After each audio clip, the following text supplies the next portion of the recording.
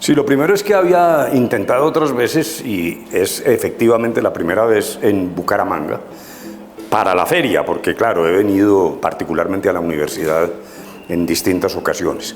No, pues muy emocionado, porque que es un eslabón más de lo que estoy haciendo con la presentación de este libro en distintas ferias, incluso en Madrid, España, lo presenté también, y bueno, luego para mí es muy satisfactorio. Veo que hay una acogida respecto del libro que tiene una característica en mi caso, y es que es mi primera experiencia pública en el campo de la literatura, porque mis libros anteriores eran más bien de ensayos, de política, de sociología, y ahora una vieja vocación que tenía por ahí escondida, pues vencí el temor al ridículo y decidí darla a la publicidad como en una especie de transición personal interesante también.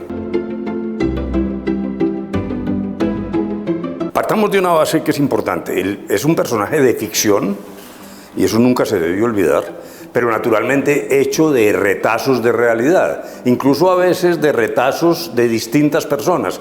Amigos de aquella época me dicen, bueno, pero este es fulanito o perencejito. No, digamos, es claro una creación. A veces me han preguntado el origen del nombre, es simplemente ejercicio de pura imaginación. El Hércules Pretorius no tiene un simbolismo en su nombre, pero el elemento central, que sí es real, es el momento en que cada vez más estudiantes empiezan en particular a afiliarse a la guerrilla del M-19, un joven muy brillante, en un momento muy especial en la universidad.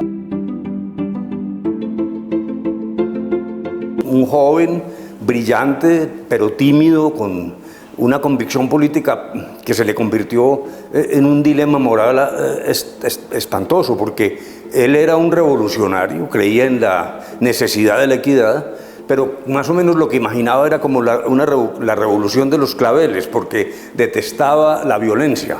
Entonces esa mezcla hace que la novela no es un recuento de hechos.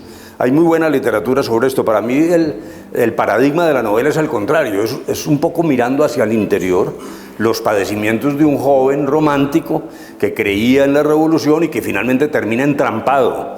Y para salvar su vida, porque se volvió objetivo de la extrema izquierda y de la extrema derecha, toma la decisión de ingresar a la guerrilla, y allí se incorpora en la llamada Columna Calarcá, que es la que trata de atravesar el Chocó para establecer una base guerrillera en las inmediaciones de Risaralda, Caldas.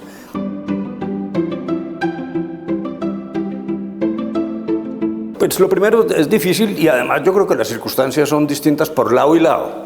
Por un lado, como usted lo ha dicho, pues el presidente de la República perteneció a esa guerrilla, luego eso cambia el panorama político. Por otro lado, sin embargo, la degradación del conflicto en Colombia ha sido brutal. Esa vieja guerrilla, que tenía una inspiración política, pues prácticamente murió en las fauces del narcotráfico y de la minería ilegal, y ahora además ha hecho explosión una geografía distinta del conflicto. Hay unas conversaciones con el ELN, a quien se le reconoce su origen político, pero una serie de bandas que no están buscando cambiar el Estado, sino seguramente proteger sus industrias criminales. Luego, yo creo que no habría en este momento un Hércules, porque probablemente no consiga un ser tan puro como él en el sentido de su romanticismo, también su ingenuidad y cierto patetismo de la historia.